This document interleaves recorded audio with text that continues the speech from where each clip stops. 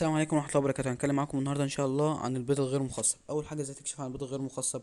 أول حاجة تجيب التليفون تخلي تشغل الكشاف، تحط البيضة على الكشاف.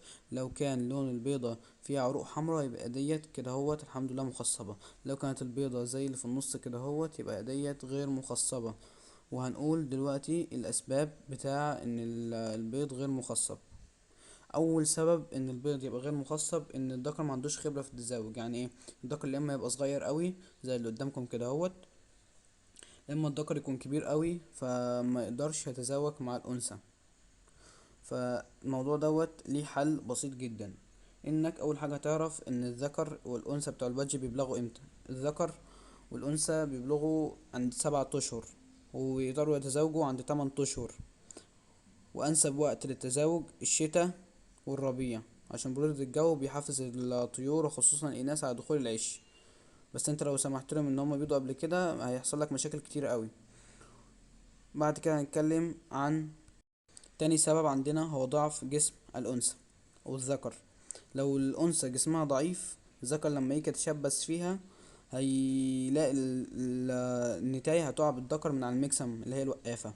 ولو العكس، لو الذكر جسمه أكبر من النتاية، قصدي لو النتاية جسمه أكبر من الذكر، هتلاقي إن النتاية بتمشي بالذكر وهو بيخصبها، فبالتالي عملية التخصيب مش هتبقى مكتملة. تالت سبب الأظافر. الأظافر أول ما تبقى كبيرة الذكر ما بيقدرش يمسك في النتاية، فعشان كده لازم تقص الأظافر زي ما انت ما شايف عندك في الصورة بالظبط كده، ومكان القص والوعاء الدموي والظفر. فعشان كده لازم تخلي بالك من كل حاجة وادي الطريقة الصحيحة للقص. بعد كده هوت عندك مكان نفس الصورة بس تصحيح عشان السبب الرابع الريش اللي حوالين المجمع. لو الريش طويل عندك حوالين المجمع لازم تقصه وتقصره او تحلقه زي الراجل ده كده ما عمل. بعد كده هوت عندك المكسم. بعد كده لو الذكر والنتاية اللي عندك لسه خارجين من عملية قلش، او هما بعد ما خرجوا يعني، او هما لسه فيها، لازما ما يتجوزوش خالص. عشان لو اتجوزوا وهم لسه خارجين من عملية القلش يبقى في نسبة كبيرة اوي البيض غير مخصب. بعد كده هوت هنتكلم عن المكسم. بالنسبه بقى للميكسم، اهم حاجه ما يبقاش بلاستيك، عشان البلاستيك ما بيبقاش كويس قوي في العصفور يقدر يتمسك بيه. فلازم يبقى مدار زي اللي قدامك كده اهوت، لازم يبقى مستدير او شبه مستدير، ولازم يبقى على قد رجل العصفور، لا سميك قوي ولا رفيع قوي. لازما اهم من ده كله انه يبقى بعرض القفص مش بطول القفص. لازما يبقى ماسك كويس قوي في القفص. لازما اهم حاجه يا جماعه في الميكسم زي ما انا قلت لكم لازما يبقى ثابت، علشان لو كان بيتحرك ولا اي حاجه عمليه التخصيب مش هتتم بشكل ناجح. عشان كده زي ما انتوا هتشوفوا في الصوره اللي قدامك لازما يبقى ثابت. غير كده لازما يبقى بعرض القفص مش بطوله زي في الصوره اللي هتجيلكم دلوقتي بالظبط كده. بعد كده هنتكلم عن القفص. لازما حجم القفص يا جماعه زي ما احنا قلنا قبل كده في فيديو سابق على القناه، ان لازما حجم القفص يبقى كبير زي الصوره اللي هتجيلكم دلوقتي فيها تفاصيل حجم القفص. تامن حاجه يا جماعه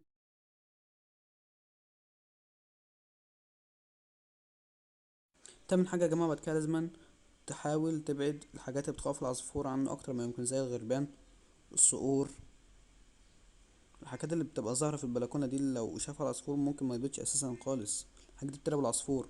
والنسور، والحاجات اللي انت بتربيها عندك في البيت زي القطط والكلاب كده. لازم كل ده يا جماعة ميبقاش عندك، او يبقى بعيد اوي خالص عن اسمه ده العصافير. والفئران برضك، يعني الفئران دي حاجة بتخوف العصافير قوي. ده غير طبعا ان هي ممكن لو عندك القفص مش متظبط ممكن تخش تاكل البيض الفئران. تاسع حاجة لازم تاسع حاجة يا ناس زي ما انا قلت لكم كده اهوت، لازم تخصص وقت لتريح النتاية. والوقت دوت عادة بيبقى 4 اشهر. لازم ما بين كل موسم والتاني 4 اشهر، وممكن بعد كده شغالة باقي السنة، يعني زي من شهر 6 لشهر 10. علشان لو قعدت تشغل النتاية على طول هتتعب.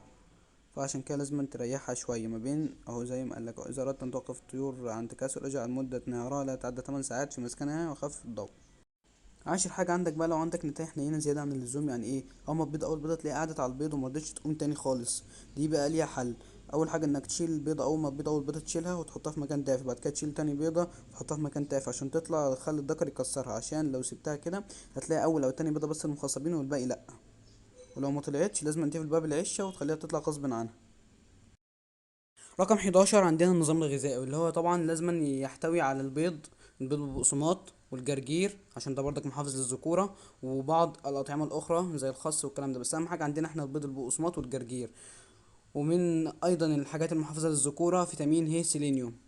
ه سيلينيوم فيتامين ه سيلينيوم محفز للذكورة، وبيخلي الإنتاج عندك يبقى كثيف وجميل قوي، وحتى اللي بيطلع بيبقى الزغلول اللي هيطلع هيبقى اسمه ايه ده الإخصاب بتاعه كويس قوي، فبالتالي انت مش هتحتاج تعمل.